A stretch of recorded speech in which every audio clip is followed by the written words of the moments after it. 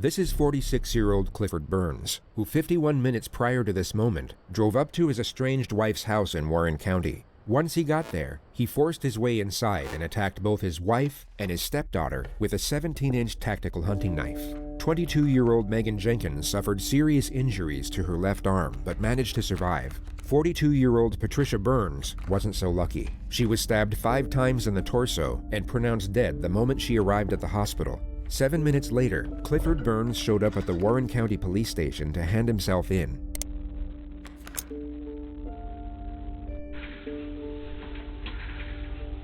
Clifford, you gotta bear with me. I don't have my glasses on, alright? I know my rights and everything. You don't have to even read it. Just give me my charges. I'm pleading not guilty and I want to be put in cell. You have the right to remain silent. I'll sign your name right I there. ain't signing my name's enough. Okay.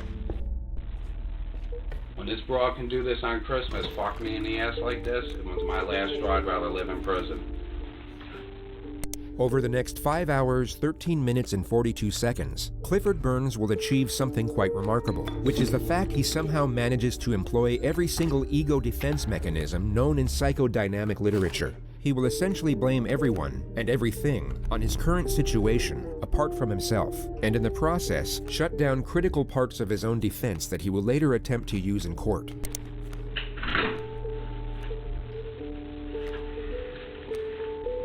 Hey, so... Do you know when a woman snaps you and keeps your kids away from you?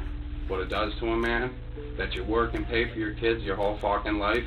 Cliff had 2 daughters with the woman he just murdered, a 15 and 16-year-old. One was out shopping during the attack, while the other witnessed the attack and called 911. Cliff will bring them up a lot to say how much he loves them, but it's important to note they were both absolutely terrified of him. He was abusive to everyone in his family, and his biological daughters were no exception. They hadn't seen him in over a year up to this date, and essentially wanted nothing to do with him. Then the Backus brothers rigged the charges when the fucking guy goes over and shoots my old lady's house up and beats the fuck out of her, and he gets misdemeanors, you cocksuckers. Fuck you, motherfucker.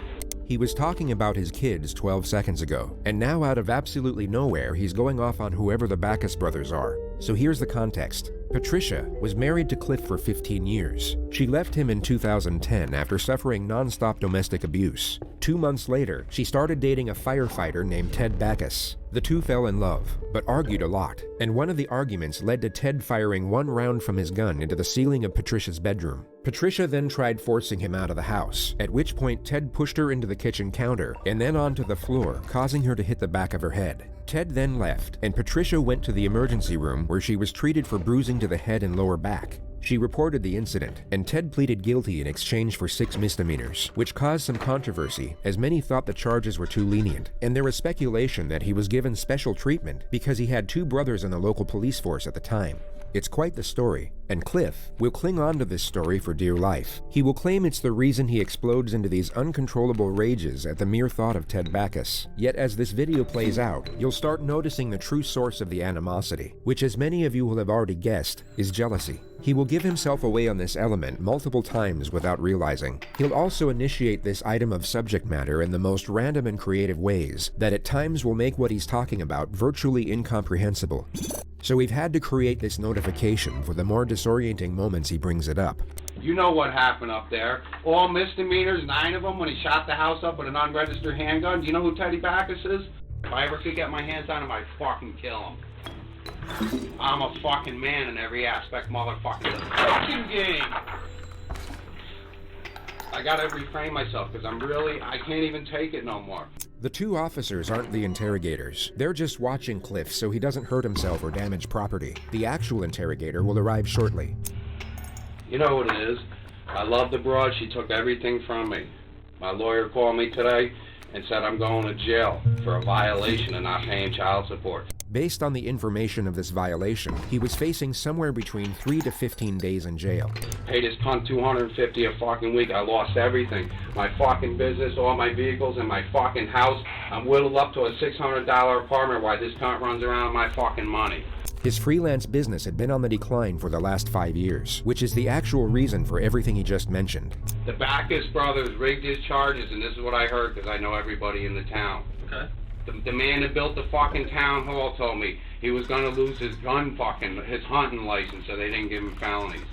You did that shit down in Albany, you still wouldn't be out of jail today. They would have fucked you up. This is the Wild West, man, and I'm a wild motherfucker, ain't I now?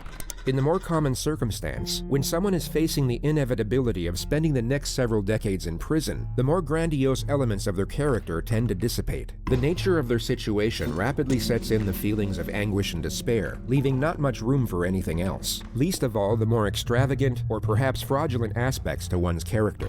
Cliff is very much an exception. He clings on to a particular aspect of his personality that we can only describe as Rambo Cliff. The second concept so regurgitated that it literally needs its own notification. The moniker is inspired by a well-known franchise centered around a highly capable special forces operator, and it was chosen to encapsulate Cliff's varied attempts to appear tough and intimidating. This ranges from his deadly skills at unarmed combat to his proficiency with a firearm and operational effectiveness in the mountainous regions of the United States.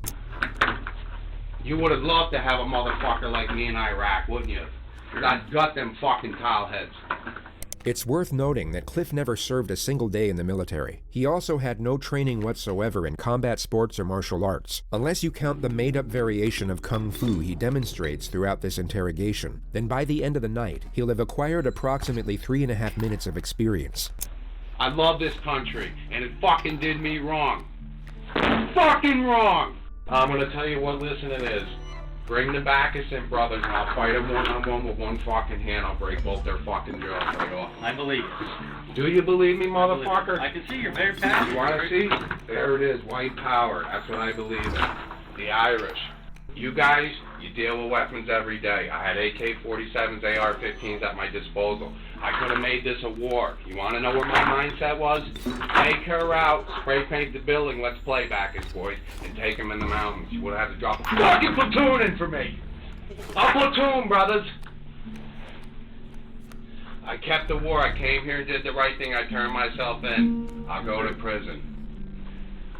Listen, you guys, I gave my children everything. Victoria fucking Secrets and their fucking 15. Abercrombie, Nikes, American Eagle. What do you fucking think I don't know the names? You know how fucked up I am right now? Because I love my wife and I love my kids and I did right by that bitch. I met her in a strip club. Next thing I know, this cocksucker, I'm traveling in this unit every day. 2-hour fucking commute and he's fucking my wife. Hell of a choice in men. The fucking scumbags living above an apartment. Paying $400 a fucking month to live above a bar room with a fucking beat up pickup truck. I make $100,000 a fucking year. I'm a pro tree climber.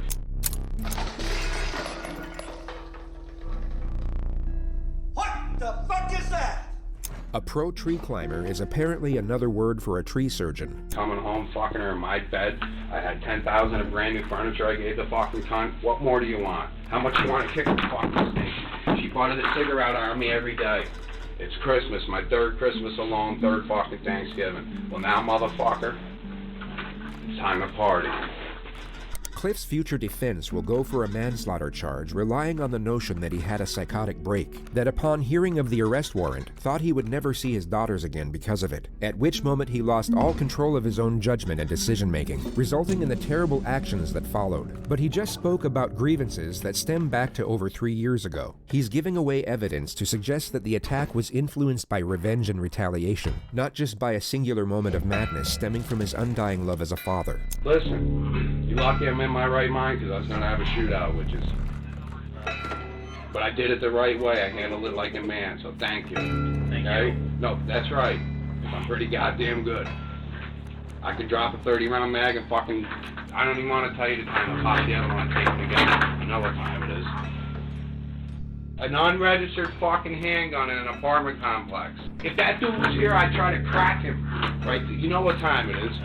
And she said he wanted to marry her. Knew her for fucking 6 months. I had 15 years in her. And 2 beautiful children. And here's the kicker with the stripper. Cliff spends the next 4.5 minutes explaining his unequivocal superiority to Ted Bacchus. Once the tirade is over, he finally calms down. I was in Hadley, right on the border. I bought the house in Luzerne, we're remodeling it. The whole house lights up. The designated criminal investigator will now enter the room to conduct the interrogation. The timing seems almost perfect, as Cliff appears to be compliant for the first time. Sub David, sir, nice to meet you. I'm sorry I don't know your name. Burns, Clifford R. Oh, look, nice to meet you, sir. You know, you guys, this is... I don't want to be disrespectful. You know what I'm saying? I'm sorry.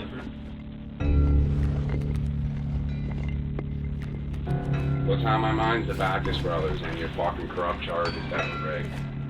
The interrogator, Detective Doug David, will come to have a rather complicated relationship with Burns Clifford R. From Doug's perspective, it's Christmas Eve. He doesn't want to be sitting in a police station going back and forth with a psycho murderer. He wants to get in, get the suspect's account of what happened, then get out. But unfortunately for him, Cliff has other plans for their Christmas Eve together.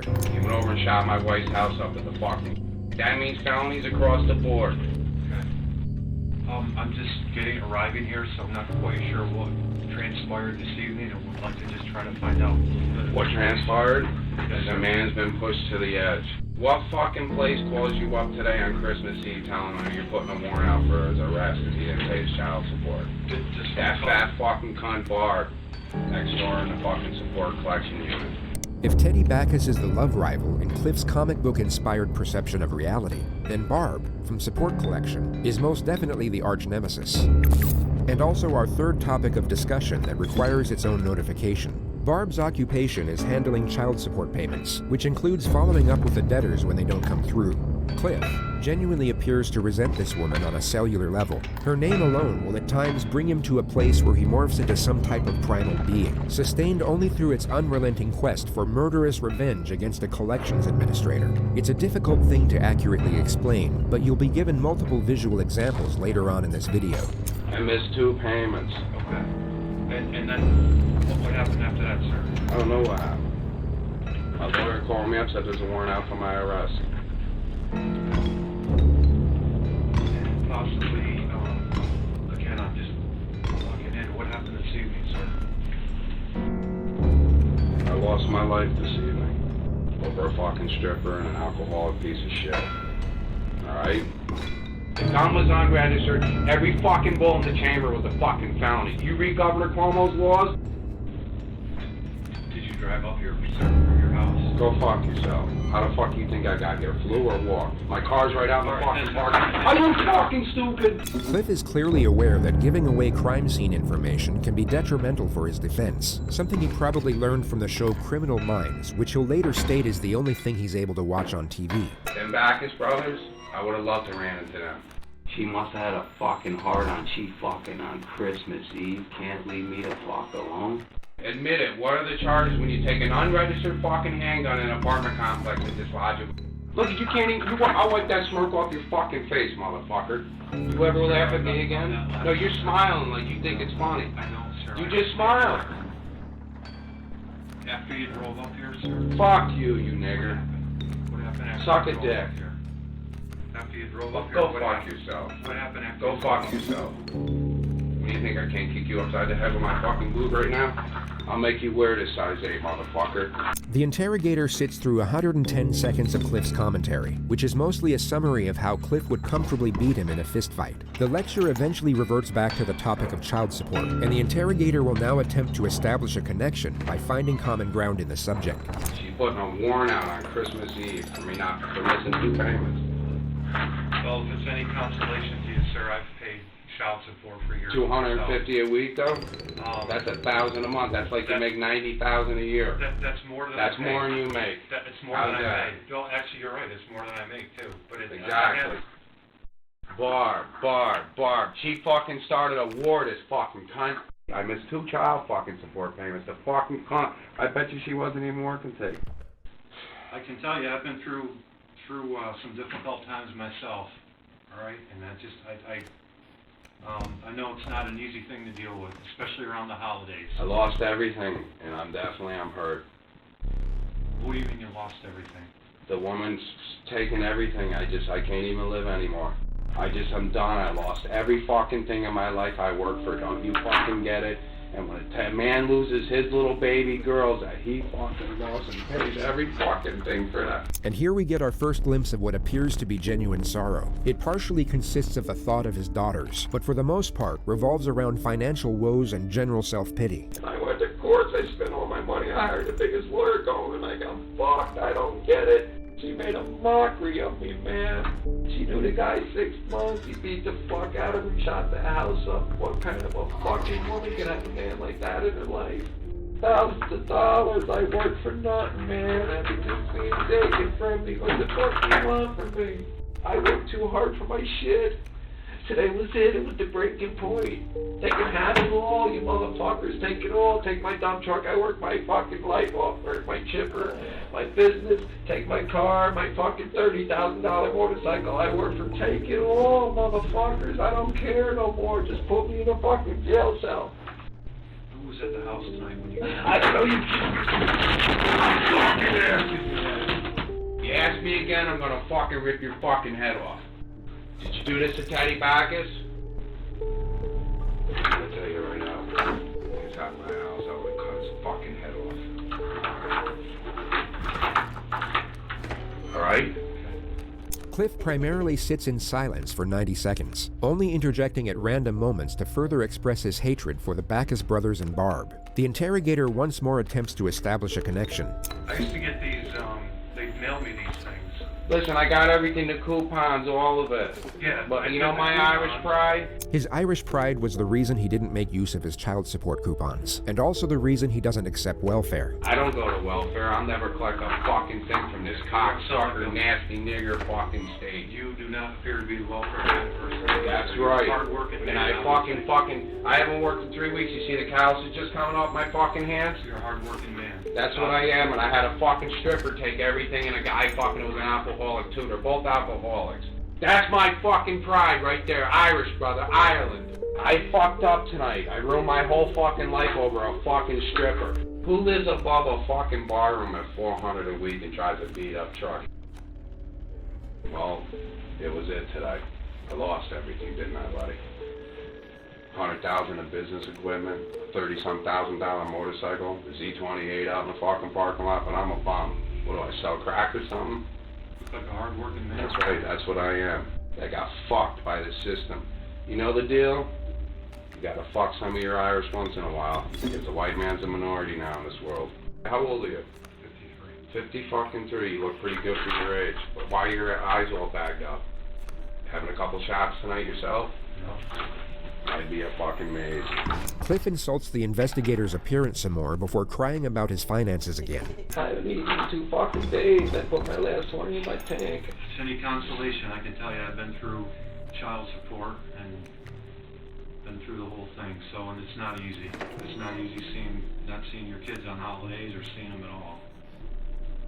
I know the system sometimes doesn't sound like it's fair. It doesn't seem The like lady it's fair. fucked me over there.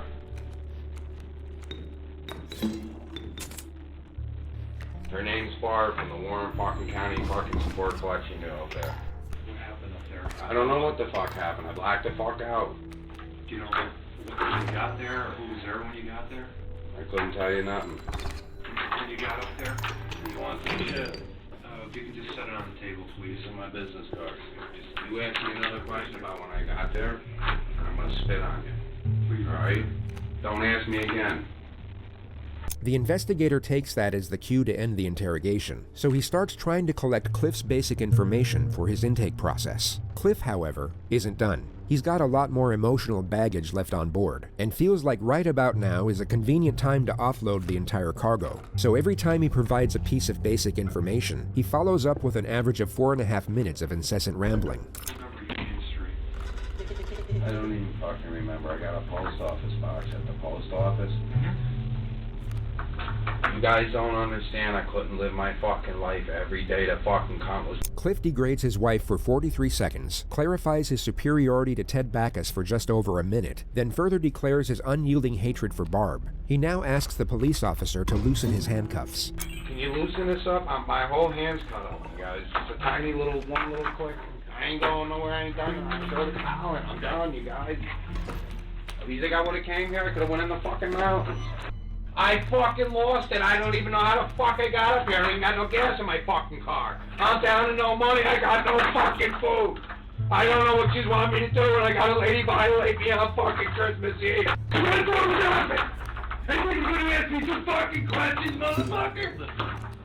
You punk-ass motherfucker! I got you a fucking break tonight, motherfucker. We appreciate it. I already Do told you that. fucking appreciate you think you're gonna run with me through the mountains, motherfucker? I said You would have thank to you. drop a platoon in for me. We covered that, man, and we talked earlier about that, and we said thank you. You did the right thing. Fuck you. When an illegal handgun goes in an apartment complex and discharged, it's felonies. I'll twist you like a fucking pretzel, both of you, if I had these cuffs on. I am a marshal. I'll put my fucking boot right up to your fucking side of your fucking head. Listen,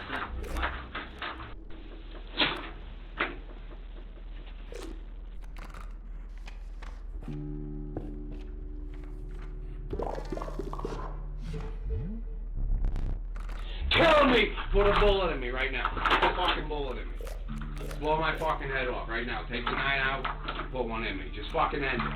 I should have pretended I had a gun out there. I thought about it all the way. I don't want to live no more. The money, the money, the money, the money, the money, the money, the money, money, money. It's all fucking money, ain't it, you motherfuckers? You got your plush job. You don't know what the fucking recession is. You ever felt the pinch of the economy? You ever got a stop paycheck, motherfucker? You never felt it. You never not got a check. You never not got a fucking check, both of you. I did everything white picket fucking fence, and I got it shoved up my ass because I went to a strip club and married a stripper. Say that on your thing. She's a fucking stripper and a devil that plays men. Look at Bacchus knew her 6 months and shot the fucking house up and beat her up. Then you're here fucking telling me? I want my fucking lawyer. Do you understand? Do I have to tell you in English? Get me a fucking lawyer. I don't care who the fuck you get. I'm not answering none of your fucking questions. I'm done. And I'm not signing none. You under fucking stand me, motherfucker? Who's your lawyer? Who you want? Paul Dwyer. That's your attorney. That's who you want? No, I really don't want him because I can't even fucking stand him. Cliff continues to ramble about everything he hates for almost 4 minutes, ignoring any questions about his basic info. The detective and police officer eventually start talking amongst themselves, and literally walk out of the room as Cliff is mid-sentence. But they could take $250 a week out of your pocket. You can't be insane to make them fucking deals.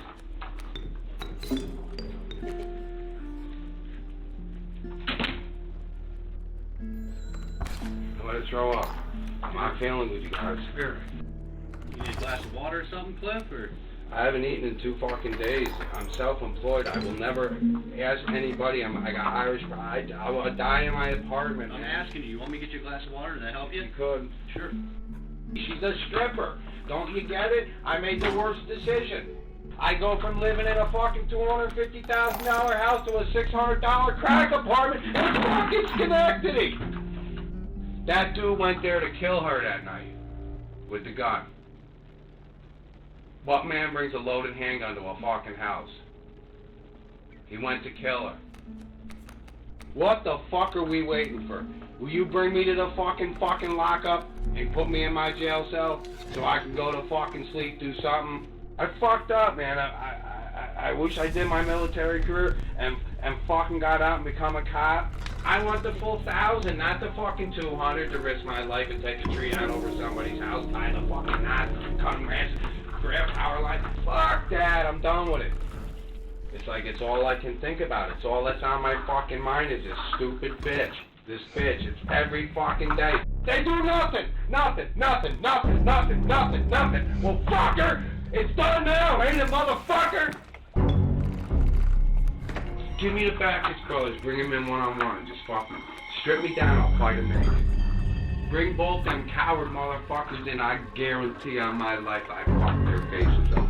You got 10 grand, everything's under the rug. When you're a hard-working slob and you're white, they gotta have at least 1 or 2 white guys that they fuck over to make it look like it's a fair court. Because I know I live like an outlaw. I'm a fucking Hell's Angel. I rode cross-country to Hell's Angels. You wanna know? We're bad motherfuckers. That fucking cunt over there to put a warrant out on fucking Christmas Eve and call my lawyer, she's out of her fucking mind. Christmas Eve tonight, where you going? You going home to your kids, aren't you? I ain't going home to fucking shit. I lost everything. What's the fucking difference if I sit in a 1-room apartment with no food or you guys support me? I was gonna sell everything, buy an on-off-road dirt bike and go right up into the fucking bear slide and go about 50 miles into the Adirondack Mountains and build my cabin and my shelter. And bring 2 weapons, a 30-30 and a bow and arrow. I survived like that for the rest of my life. Done. Never come out again, never pay child support. Maybe in 5 or 10 years I would have come out with a beer just to see how the kids were doing. I don't even know what to do anymore. Honest to fucking God, I just don't even know what to do. I don't want to live. I thought about blowing my own fucking head off. There ain't nothing like getting up at fucking 5 in the morning and seeing the sun come off the top of the mountains and you're in a brook stream fucking hunting for brook trout. Go back to the campsite at 10 in the morning, trouting eggs right over the fucking thing. That's a white man, that's Irish, brother. You know the Irish? Christmas Eve, and they're calling my lawyer for 2 payments, telling him there's a warrant going out for his arrest. Where's he live? I got a fucking apartment in a post office box because I don't want people to bother me anymore. There's a jakey bum downstairs for me. You want to laugh? I have such a fucking kind heart, the cocksucker ain't got none. He gets a check every month, but he's barely living. I bring him up my apartment. I give this guy my food before I eat.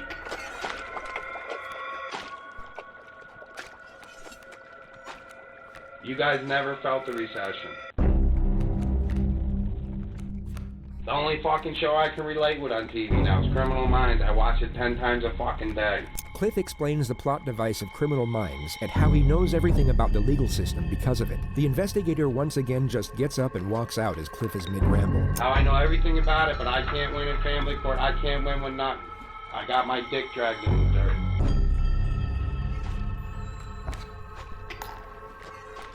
Did he call my lawyer up? He offered you the phone to call him, didn't he? What? You know what, to tell you the truth? Why do I even need to call him? It ain't like I'm going, and there's nothing he can do for me.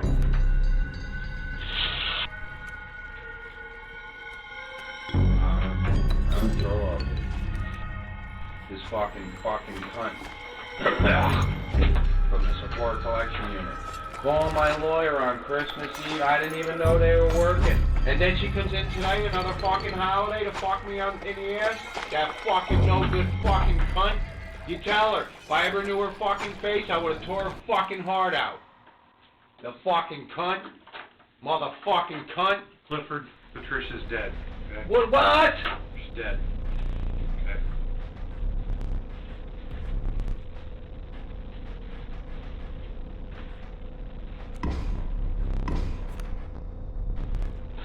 God, why did you fucking do this to me? Why do you think everything you got was doing? Dude, Yes, sir. pop me. Gun to my head, shoot me, please. We already talked about that. That's not what we do, bud.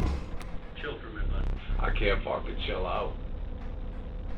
That fucking cunt over in fucking Warren County, fuck her. If I could take these things and change, I'd kill her. And her whole fucking family, the motherfucking cunt. Money. Fucking never bother anybody. Sit in my apartment all fucking day long. Can't even watch fucking TV. Can't have a conversation with nobody. Haven't eaten in 2 fucking days. I mean, what the fuck? I'm fucking starving. Fucking Christmas Eve being told I got a warrant out for my arrest. Warren County Sheriff's. Well, here I am. I delivered myself. I lost everything. My business, I don't even know how to cope in society. I'm going out of my fucking house. I don't even know what to fucking do. What do you want me to fucking do? You took every fucking thing from me. Every fucking thing. Where's the Backus brothers? You point me in their fucking direction? My whole house gets shot the fuck up with gunshot. Unregistered fucking handgun. Every bullet in the fucking chamber. You know what that was? 7 years. You ever read Cuomo's gun laws? Everybody destroyed my life. Money. You want my fucking money? Here, you want my money, asshole? I don't need your money. I know you don't, because you never felt the recession, you cocksucker. You get your check every fucking week. Your kids mean anything to you? Everything. Me too, every fucking thing. You just answered your own question. Every fucking thing. I pay $250 a week in fucking child support. I was one of them fucking statistic Irish guys that have to fuck one. So they fucked me in the ass. Used to be the best guy in the world, could pick a fucking pussy up anywhere. I fucked up, I married a fucking full-blown alcoholic and a stripper. $250 a fucking week. She's living like a fucking king. I can't even fucking live. Fucking guy can go in your fucking kid's house and shoot it up and walk away with misdemeanors. I gotta piss. Goes when another cop tells me to keep fucking paying, and I'm taking your house and taking every fucking thing you want. I work for my motorcycle, she tells me she's fucking owns half of it. Never paid a fucking dime for it. What, did she put the spikes on and go up the fucking trees? That fucking cunt at the support collection unit, she's the one who did it all, that dirty fucking cunt. If I could ever get her in my hands, I'd cut her to fuck up her fucking... What she fucking wants right now. I can't even get over it. How can women be so rotten and fucking ruthless? You married, bro? Yeah. How's it going? I'm glad to hear that.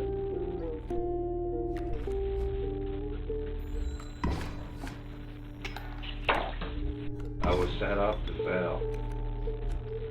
There's not a fucking thing I can do, you know? I just don't even know what to fucking say. What am I supposed to keep paying and watch her build my fucking dream with another man? Fuck all that. I can't run from my fucking problems, man. I face them head on. That's why I know I'm a man.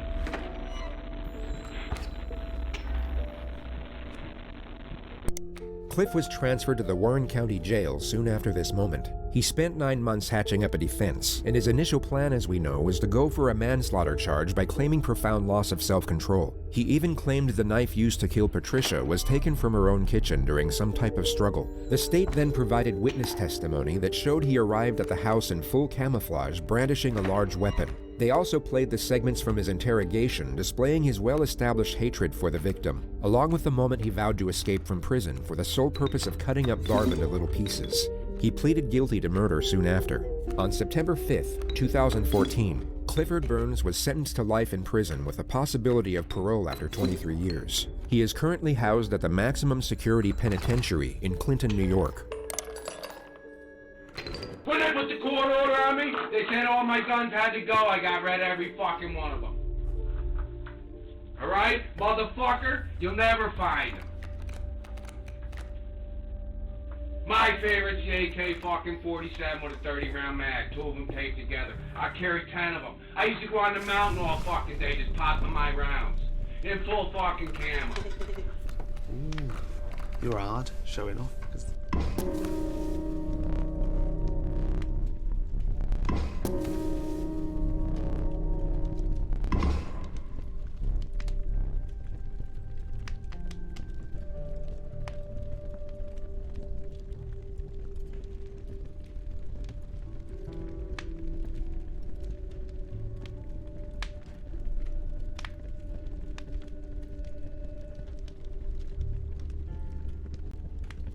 On the morning of December 16, in the year 2000, Jerry Michael Williams,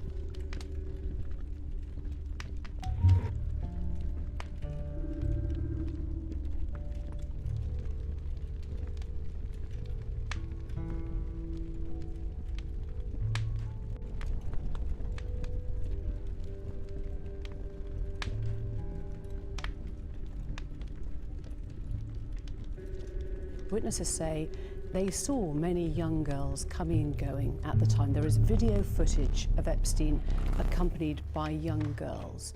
And you were there staying in his house, catching up with friends. I mean, if they were, then I wasn't a party to any of that. I never saw them. I mean, you have to understand that his house, I described it more as almost as a railway station, if you know what I mean, in the sense that there were people coming in and out of that house all the time. What they were doing and why they were there, I had nothing to do with. So I'm afraid I can't make any comment on that because I really don't know. Another guest was John Brockman, the literary agent. It was at this moment he knew. He fucked up. Now, he described seeing you there, getting a foot massage from a young Russian woman. Did that happen? You're absolutely sure you can't remember? Absolutely sure. But that definitely wasn't you getting a foot massage from a Russian girl in Jeffrey Epstein's house? No. It might seem a funny way to break off a friendship, a 4-day house party of sorts with a dinner. It's an odd way to break It's a up difficult friendship. way of putting it. That's a very stark way of putting it. Yes, you're absolutely right. But actually, the truth of it is that I actually only saw him for about the dinner party, the walk in the park, and probably passing in the passage. You would be hard-pressed to find a more guilty-looking face in the history of investigative journalism. If this was a soap opera, the director would probably tell the actor to tone it down a little bit, to at least give the viewer a shred of doubt that he's not completely full of shit. So let's go to that Central Park walk, which was snapped. Friends of yours suggest that Epstein wanted that photo taken. Perhaps he'd even set it up. Notice the oncoming sigh of relief as the subject matter switches from the suspicion directed at him to the suspicion directed at Epstein. He seems to relax as he can finally be genuine and speak the truth for a moment, and notice the complete switch in his demeanor and body motions. Do you worry that you were being played? Again, new information's coming out since his suicide has made us reappraise that walk in the park. July of this year, Epstein was arrested on charges of sex trafficking and abusing dozens of underage girls. One of Epstein's accusers, Virginia Roberts, has made allegations against you. She says she met you in 2001. She says she dined with you, danced with you at Tramp nightclub in London. She went on to have sex with you in a house in Belgravia belonging to Ghislaine Maxwell, your friend. Your response? I have no recollection of ever meeting this lady. Is it possible that you met Virginia Roberts, dined with her, danced with her in Tramp, had sex with her on another date? No. Is there any way you could have had sex with that young woman or any young woman trafficked by Jeffrey Epstein in any of his residences? No. And without putting too fine a point on it, if you're a man, it is a positive act to have sex with somebody. You have to take some sort of positive action. And so therefore, if you try to forget, it's very difficult to try and forget positive action. And I do not remember anything. Epstein's housekeeper, also in a Florida court legal deposition, said that you visited the Palm Beach residence around 4 times a year. Notice Andrew's reaction in the next moments when he genuinely thinks a statement is untrue. You got a daily massage. 4 times a year? Now let's compare this to a question he was asked a moment earlier. Is it possible that you met Virginia Roberts, dined with her, danced with her in Tramp, had sex with her? 3 or 4 times a year. Absolutely not. Virginia Roberts' legal team says you could not spend time around Epstein and not know what was going on. There were a lot of people who were walking around Jeffrey Epstein's house. As far as I was aware, they were staff, they were people that were working for him, doing things. I interacted with them, if you were to say good morning, good afternoon, but I didn't, if you see what I mean, interact with them in a way that was, what are you doing here, why are you here, what's going on. But you'd notice if there were hundreds of underage girls in Buckingham Palace. God. We are once again about to see a truthful response, far more animated and forceful. Wouldn't you? But you'd notice that there were hundreds of underage girls in Jeffrey's house. It wasn't there. The number from the reporter was clearly exaggerated. No one ever claimed there were hundreds of sex slaves walking around Epstein's premises. Epstein is dead. Yes. The women are now being heard. Quite right. You've talked about a thick skin. I wonder if you have any sense now of guilt, regret, or shame about any of your behaviour and your friendship with Epstein. Do I regret the fact that he has quite obviously conducted himself in a manner unbecoming? Yes. Unbecoming. He was a sex offender.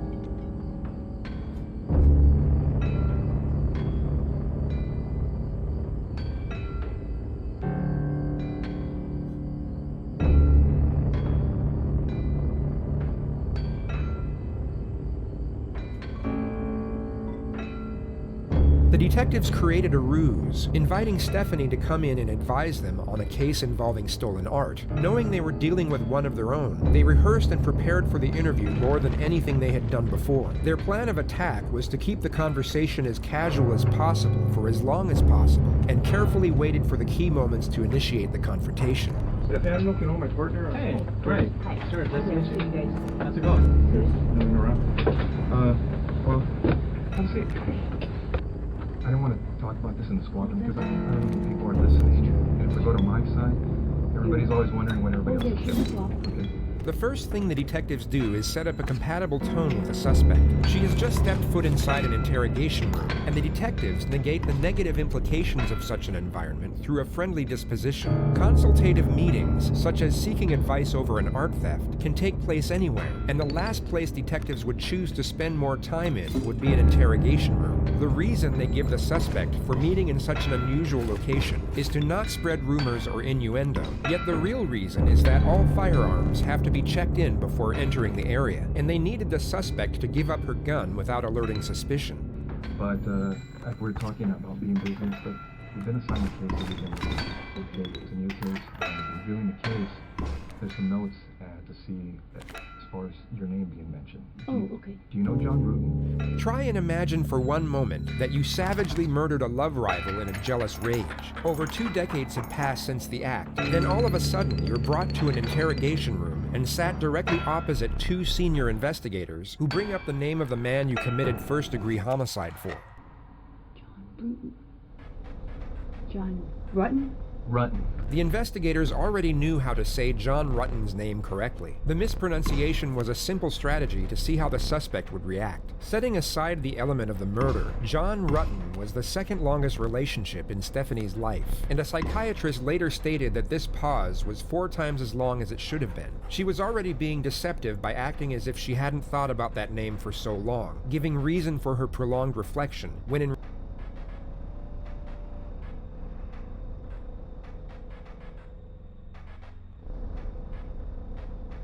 was a simple strategy to see how the suspect would react. Setting aside the element of the murder, John Rutten was the second longest relationship in Stephanie's life, and a psychiatrist later stated that this pause was 4 times as long as it should have been. She was already being deceptive by acting as if she hadn't thought about that name for so long, giving reason for her prolonged reflection, when in reality, the name John Rutten was engraved in her memory, and even when slightly mispronounced, it would have most likely taken milliseconds for her to realize exactly who the detectives were referring to. Right. Oh yeah, I went to school with him. You did? Yeah. How long did you know him?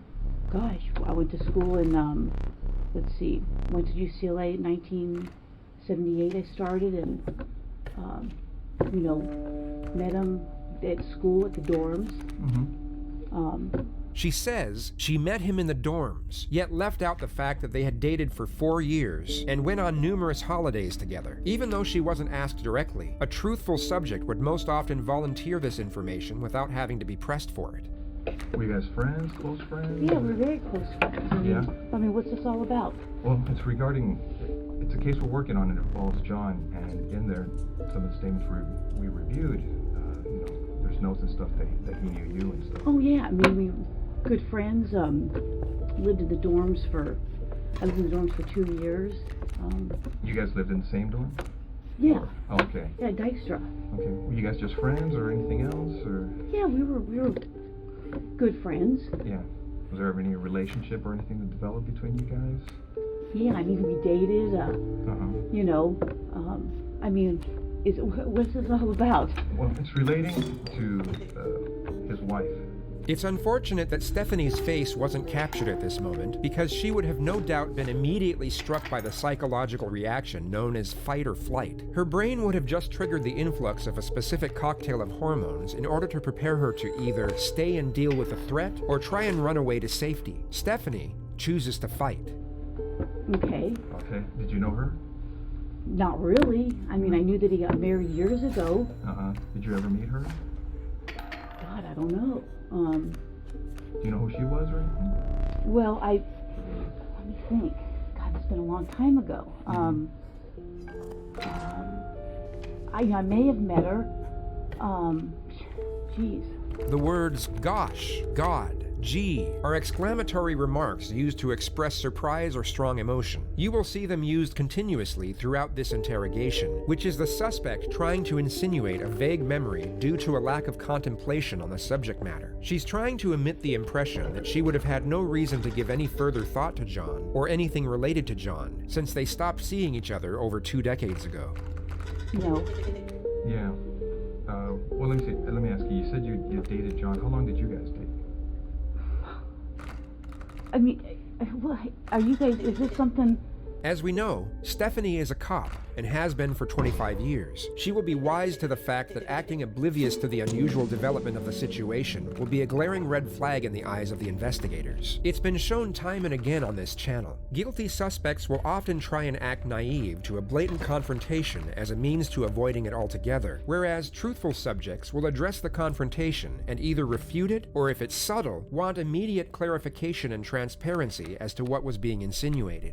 I mean, you said I was going to interview somebody about art and how you guys are. Here's I mean, Stephanie, here's the situation. It's basically, we knew that this, when we saw this in this chrono, that maybe there was some relationship there. That's what the chrono seemed to indicate. The detective now subtly avoids the question altogether, but instead offers a deceptively reassuring response to the suspect. He makes a very sharp switch from the investigative subject matter to the previous topic of workplace rumors. He brings her focus back to the false perception of them being on her side. Stephanie had just asked what was going on, and now he essentially replies with, "We are your friends. We're doing you a favor." And we didn't want to come up to you at your desk and ask those kinds of questions or do anything. You know how up there people can see what's going on if you go into an interview room or people are in there getting supplies. Okay. So we wanted to afford you some privacy, some confidentiality to talk about this, because we thought it might be, something, you're married to someone else, obviously, and so forth, and that you may not want to, talk about these things in that setting where someone, we don't want the rumor mill or gossip or any of that kind of stuff to start. That's fine. I mean, so we did this just as a means to try and speak to you in just a confidential place where where your business isn't out there for other people in your division to know about. Whether it be shock or the total reluctance to accept the situation at hand, Stephanie warily accepts the reassuring response response without further inquiry into her initial challenge. She instead falls back into her agenda of having a foggy memory with regard to the incriminating contents. You know, God, that's been a million years ago. I mean,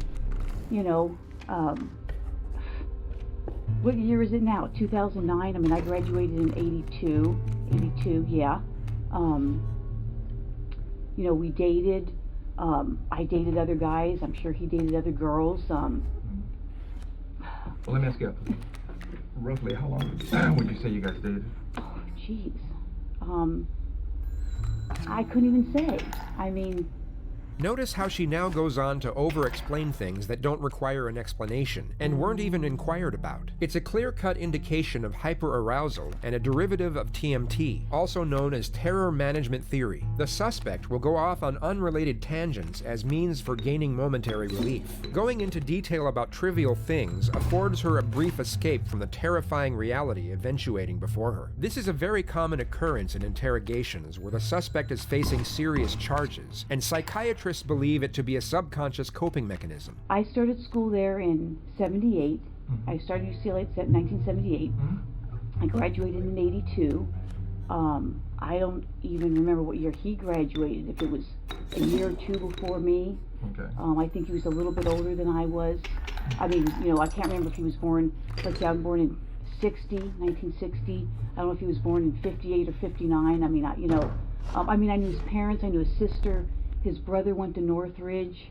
You know, his sister spent the night at my house before. Obviously, I spent the night at his house before. He probably spent the night at my house before.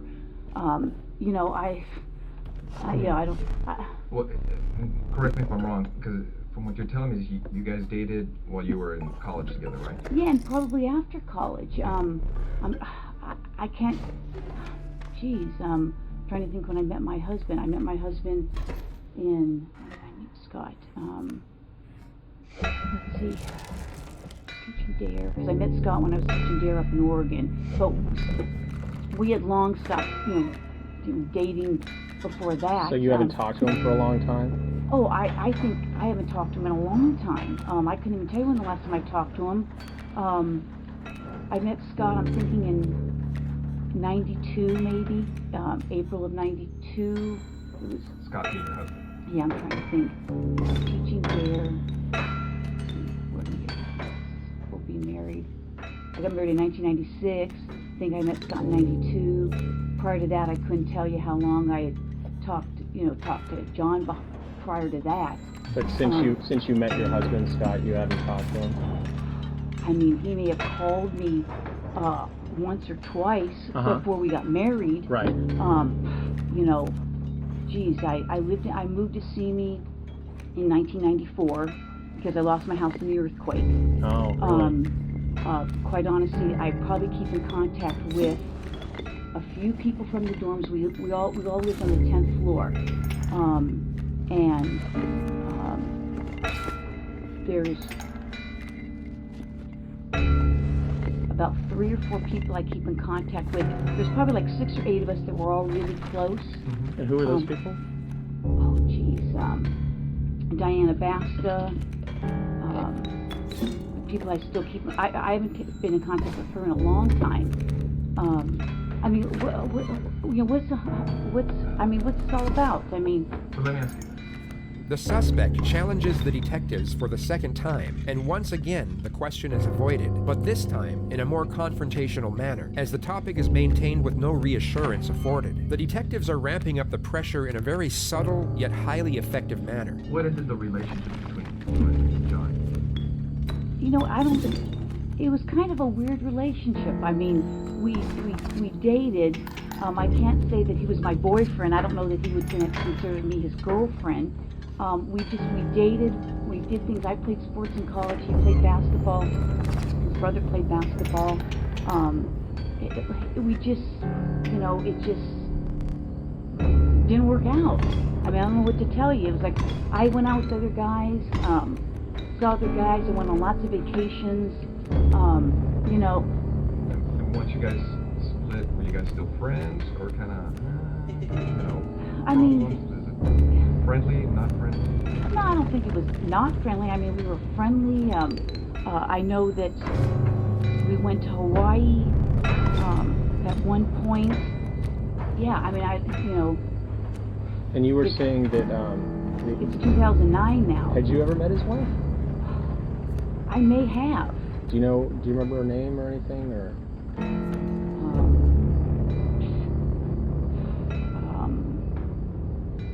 Or what she did for a living, or where she worked, or anything about it? The suspect was just asked 3 consecutive questions relating to the victim. She was supposedly in a reflective state during all 3 of the questions, yet her facial expression completely changed for the 3rd one. This is because she was pretending to be in a state of reflection for the first 2 questions, as she already knew the answers, whereas for the 3rd question, she actually was in a state of reflection and was genuinely searching her memory for the correct response. Had you ever met his wife? I may have. Do you remember her name or anything, or?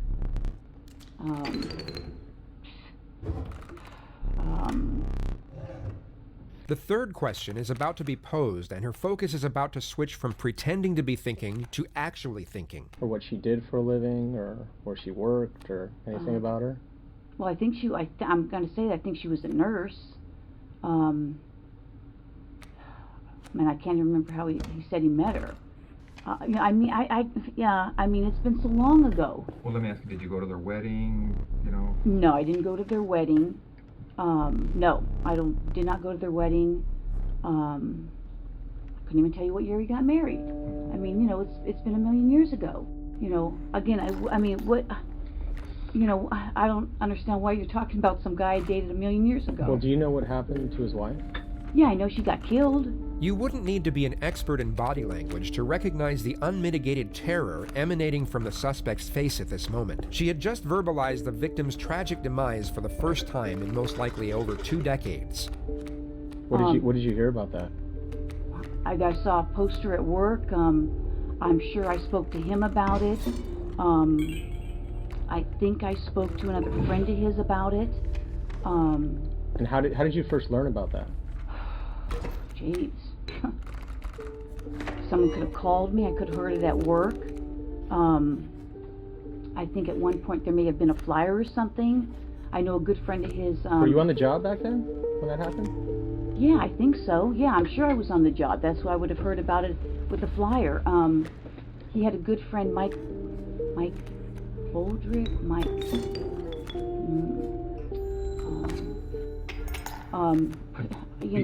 Being that you were kind of used to see John, was it everything okay between you guys? I mean, there wasn't anything uncomfortable or anything between you and her?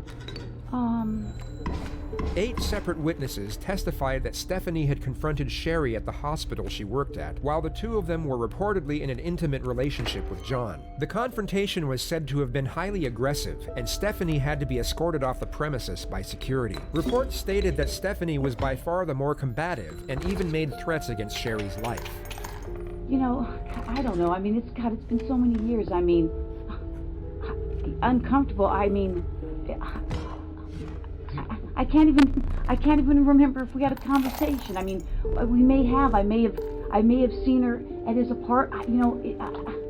Geez, how many years ago was that? I don't even know what year she, got killed. Where was his apartment? Notice her passive disposition as she gives the following truthful response. On Roscoe. Okay. Yeah, Roscoe and east or west of DeSoto. Either east or west of DeSoto. Do you know where he moved after? Did he move after he got married, or do you know? Or now notice how her disposition switches from passive to frantic as she once again pretends to have a vague memory. Oh, I'm sure he did. Did you know where he was living, or? Somewhere in the valley. Did you ever visit him and his wife? No. No, never went out to, get together, dinners, anything of that nature? No. Like I said, his sister used to come over. His sister had come to my place. I knew his brother because his brother played basketball at Northridge. In fact, I was just coming across some pictures that I had just scanned from. I take a lot of photos. Like 10,000. And I just did a service where I scanned everything. And after his wife died, did Did you talk to him again or anything? Yeah, I mean, I did talk to him. Mm-hmm. I talked to him, probably his parents, probably some other friends. You know, I'm sure I talked to him. Yeah. But you're not sure where he moved to after he got married? No idea. I mean, never went over to visit him or I don't think. meet I mean, his I wife don't think so. I mean, I don't know. I mean, I don't think I did. I mean, I know he lived on Roscoe for a long, long time. And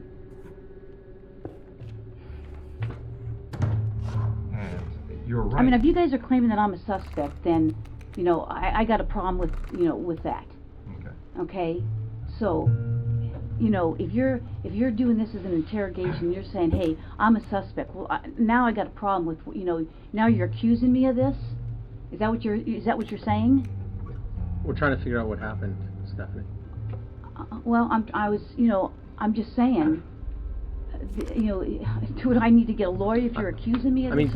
You know, you don't have to. I mean, you know, I'm just, you're here of your own free will. I mean, no. I know, but I mean, you know, you're not under arrest. You can walk out. You can leave whenever you like. Well, but, you know, I'm trying to give you some background of, you know, how I knew him, and now you're telling me that somebody's saying that we had this big old fight, and I don't even know what you're talking about. You know, and I don't want to, you know, get in trouble for something that I didn't even do, or you're saying I did something. Okay. We understand. I mean, how would you guys like it if the tables were turned on you? I understand. No. No, that's what we're telling you. I mean, you're free to go whenever you want. If this makes you uncomfortable and you want to, now you're starting to make me uncomfortable. The thing is, I mean, detectives did what they could at that time on the crime scene. Okay, and the burglary thing they're talking about, that is an angle that they looked at. But now we're looking at everything else on the case, because nobody was ever arrested on the case. I don't know that or not. Now, what we'd like to do is, obviously you know about all the DNA stuff and things of the nature that, you know, gets done on cases nowadays. You know, if we asked you for a DNA swab, would you be willing to give us one? Maybe. Because now because now I'm thinking I probably need to talk to a lawyer. Okay. I mean, well, because I know how this stuff works. Okay, don't get me wrong. You're right. I have been doing this a long time. Yeah. And I wish I had been recording this because now it sounds like, you know, there's, you know, you're selling these people saying I'm fighting with her, and now it sounds like you're trying to, you know, I've been doing this a long time. Yeah, we know. Okay, and now it almost sounds like you're trying to pin something on me. No, now I got that sense. Well, what it gets to on these cases, and you know it as well as I do, our job is to identify and eliminate suspects. I can't believe this. So if we ask you to the point to give us a DNA sample, a buccal swab, so we can identify or eliminate you, would you be willing to do that? Maybe. Because I know this, Well, that's where we're at too. I mean, because right now, from looking at the evidence, it's, you know, it's possible we may have some DNA at the location. That's great. And we're going to do what we can to try to put this thing together. And your name's in the book. These people are pointing at you for whatever reason. I don't know why. That's just crazy. I mean, that's absolutely crazy. And it would be irresponsible on our part not to look at it. I know. You guys have to do your job, and I guess I'm going to have to contact somebody. So. That's fair. I mean, because I know how this stuff works. I mean, I just can't believe it. I mean, we understand that. I mean, if we were in your position, I mean, we would feel the same way. I just can't even believe it. I mean, it's just, I mean, I'm shocked. I'm really shocked that somebody would be saying that I did this. I mean, we had a fight, and so I went and killed her. I mean, come on. Well, that's... Okay. All right. Well, thanks for giving me the courtesy. I wish I could record it. Thanks for your time. Yeah, thank you. All right, Stephanie, take care. All right.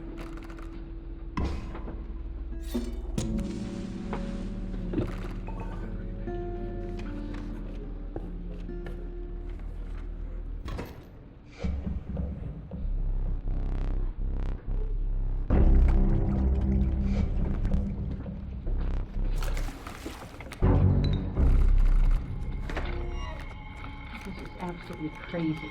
Let me see something. Insane. Okay.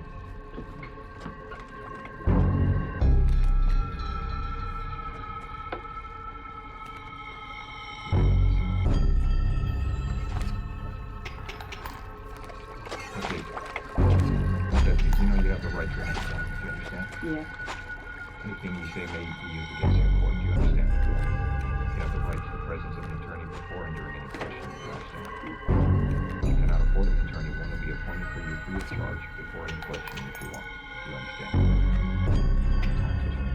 No. Okay. This is crazy. This is nuts. I'm like in shock. I'm totally in shock. This afternoon, we are back on the record in Cooper versus Lazarus. Shortly before noon, the jury announced they have a verdict. We will take the verdict this time. People of the state of California versus Stephanie Eileen Lazarus. Case number BA 357423. We, the jury, in the above entitled action, find the defendant, Stephanie Eileen Lazarus, guilty of the crime of murder of Sherry Rasmussen in violation of Penal Code Section 187A, a felony, as charged in count 1 of the information. We further find the murder was of the first degree. Your Honor, I'm John Button. Thank you for the opportunity to speak during this hearing.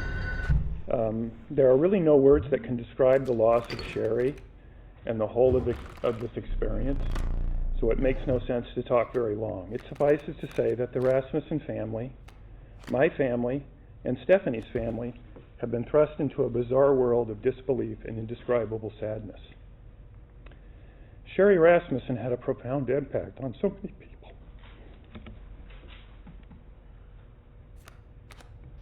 And I was proud that she agreed to be my wife. It was impossible not to notice Sherry when she entered a room. To me, her physical presence was startling. I can clearly remember the first moment I laid eyes on her. Sherry Rasmussen was a physical presence, and my heart still races when I look at pictures of her. But Sherry was extraordinary, more for who she was than the way she looked. She was a hard worker, a consummate professional, a leader, a diplomat, forgiving, tough, and a kid at heart. Sherry's loss, the way she died, and the trial 25 years after her death has had a profound impact on many, many others. The effects are broad and span a generation, creating pain for those whose lives should have never been touched by this tragic event. Again, words are feeble tools for describing these impacts, but there are so many moments and so very many tears, and the fact that Sherry's death occurred because she met and married me brings me to my knees. Stephanie Lazarus was sentenced to 27 years to life for the murder of Sherry Rasmussen. She is currently being held inside the maximum security unit of the Central California Women's Facility. Any other cars that stand out in your mind?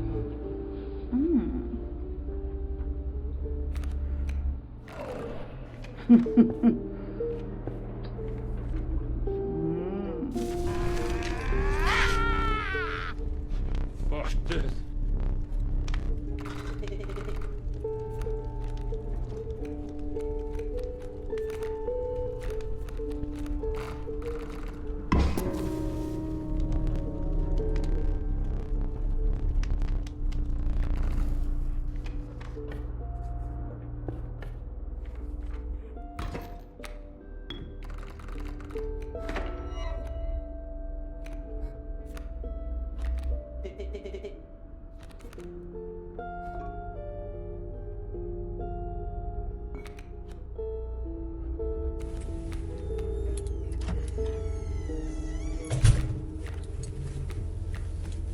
Am I under arrest?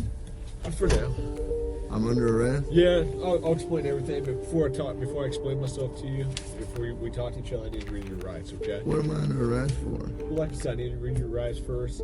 Obviously, the charge is robbery, okay? Yeah, I'll explain everything. I'm under arrest for robbery? You are, but let me read your rights real quick, okay? And then I'll explain it all to you. Is that okay? Let me do that real fast? All right, good. Can you read with me? Just read in your head, okay? Before we ask you any questions, you must understand what your rights are. You have the right to remain silent. Anything you say can or will be used against you in the court of law. Does that make sense? You've probably heard these before, haven't you? Does that make sense? Do you understand your rights? Do you understand your rights, Smith? Yes or no? Do you understand? Do you understand what I read to you? you comprehend what I read you?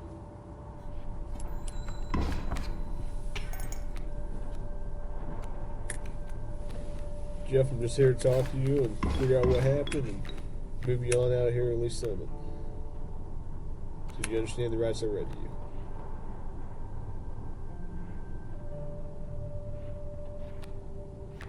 If you got something that says you didn't do this robbery, this is your chance to talk to us.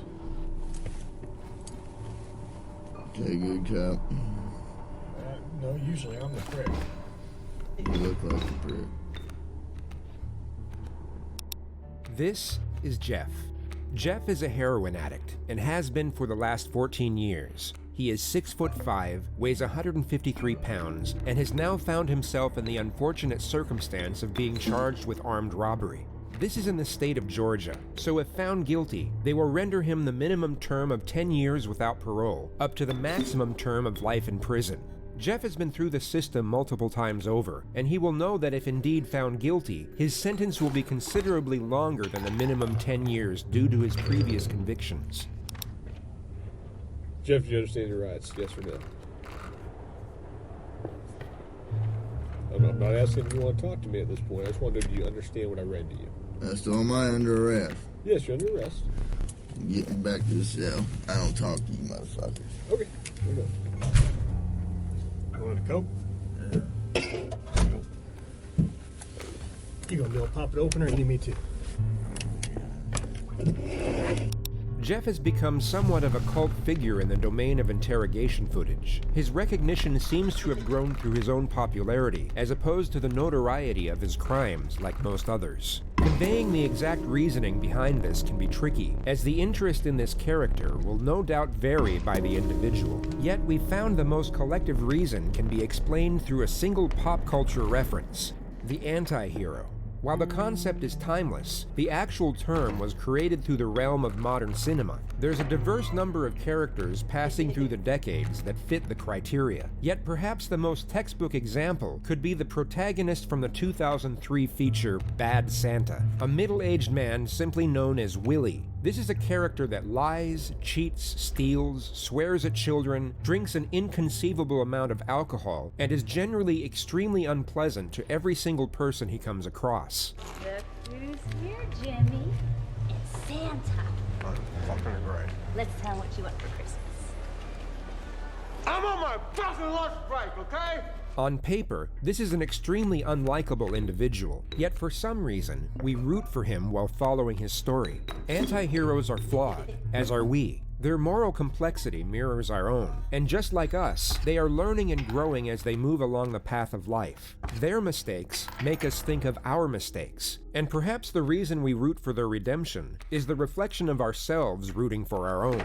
So you might be curious about the contrast between the anti-hero and the villain.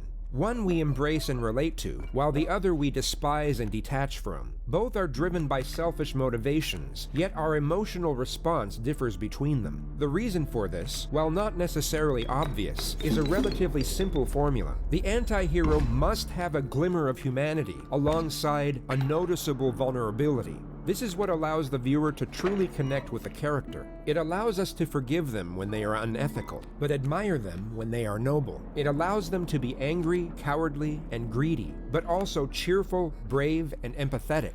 Who the fuck is Thurman? Is that you? Is your name Thurman? Yeah. Thurman Merman? Yeah. Jesus. With relation to Jeff, while many of us can't relate to the feeling of being addicted to heroin for well over a decade, we can certainly understand the feeling of sadness. While we may not be able to put ourselves directly in the shoes of an addict, we can somewhat relate to the adversity that comes with it, not to mention the incredible magnitude of the situation he is going through in this video. How he responds to this very moment is quite literally the precursor to his entire future. He is at a crossroad moment in life, where on one side is the possibility of hope, and on the other side is the outright guarantee of despair. The long-term path he goes down will be the consequences of the short-term choices he makes, all of which have to be judged and decided on while going through the early stages of heroin withdrawal. I need methadone. You need methadone? I don't have any. Do you have medication for it, or a prescription for it? What do you need methadone for? Because I'm a fucking junkie and you guys, I can't get no methadone. I'm gonna go through withdrawal here in a minute. Where do you usually get your methadone from? I don't get it. I get a heroin. How long you been using heroin? Long time. What are you trying to talk to me about here? Talk to you about what happened last night. Look, here's the deal. Either you're in a bad set of circumstances or you went and committed an armed robbery last night. Yeah, right? I'm in a shitty, wrong place at wrong time, obviously. I didn't commit no fucking armed robbery. All right, then let's talk about this. Let's I don't not have keep nothing. up I the don't act. talk to the police, man. I think it's in your best interest to, man. How? I don't talk to you're the sitting police. Here, okay. I've been through the system, buddy. I know how it you works. have. I know you have. You're Jeff. not my friend. I'm not your friend. You're trying to fucking get me. Or you're No, trying I'm not trying to get all you. you're trying to get is some fucking stupid ass fucking confession, and you're not gonna get one. Jeff, I'm not going to get a confession out of you for nothing. Exactly, because I And didn't I'm do not nothing. trying to get a confession out of you. Okay, and I'm gonna tell you, I didn't commit no armed robbery, and y'all ain't got no fucking evidence saying I did. Let me go. All you did is find me sitting in my buddy's house because my fucking buddy's dog's going ape shit. I go outside, there are cops everywhere, and they spotlight me. They say, "Come here." I say, "What's up?" They search me. They ain't find Hang on. nothing. What's Let up? me read this. No, Yes. because I'm not gonna sign it. You don't have to sign it. But let me read it for you. Okay? I'm not signing nothing. You don't have to sign it. Let me read it. You already read it to me earlier. I know we did, but I'm going to read it to you again. Thank you. You are. Before we ask any questions, you must understand what your rights are. And here we have our glimmer of humanity. Jeff extends his gratitude in recognition of the small favor the detective has done for him. There is no return benefit for Jeff giving thanks to his adversary, meaning there is an element of selflessness and grace in the act. There may be considerable emphasis on the glimmer of humanity here, but all we need is a glimmer to know that it's at least in there. You have the right to remain silent. If you cannot afford a lawyer and want one, a lawyer will be provided for you. If you decide to answer questions now without a lawyer present, you will still have the right. You also have the right to stop answering at any time until you talk to a lawyer. Do you understand the rights I've explained to you? No. Huh? Yeah. Okay. Tell me what happened last night. Plain and simple. Your side of the story. I'm not talking to you. I'm a lawyer. All right. This is what I don't understand. I know, but this is what I don't understand, Jeff. You were sitting there talking just like you were ready to sit here and tell me what happened last night, and then all of a sudden I read that to you, and you screw it, I ain't talking to you. I'm a lawyer. I don't understand that. What changed just in the... Because I told you what, I already told you what happened. You didn't. How didn't I? You didn't tell me what happened last night. How didn't I just tell you what? But now you've handcuffed me, and I can't talk to you because you asked for an attorney. So, okay, that's fine. But I will tell you right now, you're still on a hold for a robbery. I know. I don't know why. I need a fucking lawyer because obviously I didn't do nothing. And obviously you guys know I didn't do nothing because I've been arrested for the same bullshit before and you guys don't interview me this much. So, wham bam, thank you for the coke. Put me back in the cell. What's that? Just fuck it. All right. I know we did this twice, but I gotta do it again every time, okay? Before I ask you any questions, I gotta read your rights. You understand that? Okay. You want to sign there? I'll take your gift off. Look, I'm not signing this. Okay, you don't have to sign anything. You understand your rights there, right?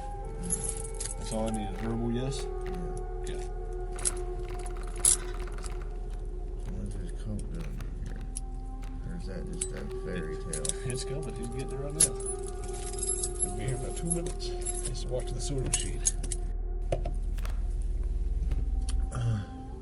It tastes good. Mm-hmm.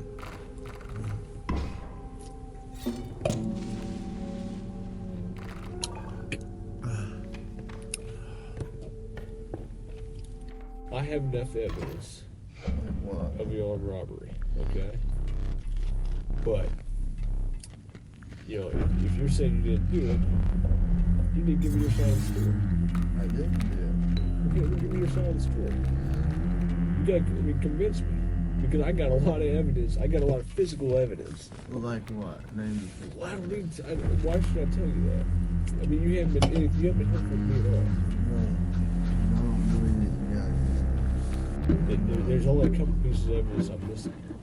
What's that? Why don't you haven't helped me out at all. You give me a little bit, I give you a little bit. We go back and forth. I give you 1 month of savings, now give me a little something. No, anything I say here can and will be used. Sure, but anything you say here, I can also tell your parole officer that you helped me out. Well, there's no way. I didn't do it. There's no way. How did that happen? No, I was pretty sober. So you were right behind. You remember everything about it. So you couldn't have done something not remembered. You couldn't have gone and robbed the place and not remembered. Fuck no. Okay, so you would remember if you robbed the place. So I'm willing to go to the prosecutor, I'm willing to go to the parole officer and say, this guy's a good guy, he helped me out. Hey. I know you don't want to go back to jail, right? Back to prison. Well, fuck, it looks like I am if you're going to charge me with some bogus shit. You guys don't, I mean, what do you got really? That I was at a buddy's house and I happened to come outside because you guys were fucking swarming the area and they Which door did you come out of? I came out of the front door. You know what? I'm not saying. I'm done, man. Fuck this. The only reason I came up here is to get a fucking Coke. Okay. You're not getting out. I can't finish it. Hey, quick. I got things to do. Butterfinger coffee. I didn't promise you that. I said we'd see what happens. Like I said, you haven't helped me out at all. I shall help you out.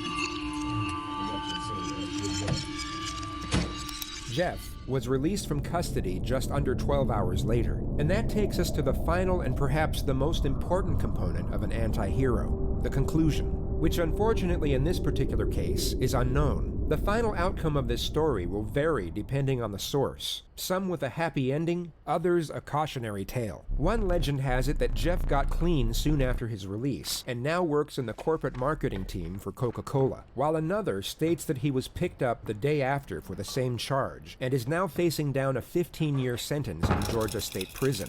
If we go by the Hollywood formula, an anti-hero's actions throughout the course of their life are so drastic and single-minded that they only ever lead to salvation or destruction, and their final decision is always dictated by what they have learned and how they have changed throughout the course of the story. The paradox here is that we don't even need the theme of imprisonment to mold the outcome of this particular story, as the theme of addiction is more than enough. Whether he goes to prison or not, Jeff will either manage to get clean and rebuild his life, or he won't. He is headed for salvation or destruction no matter what, and that single concept can perhaps define Jeff as an anti-hero.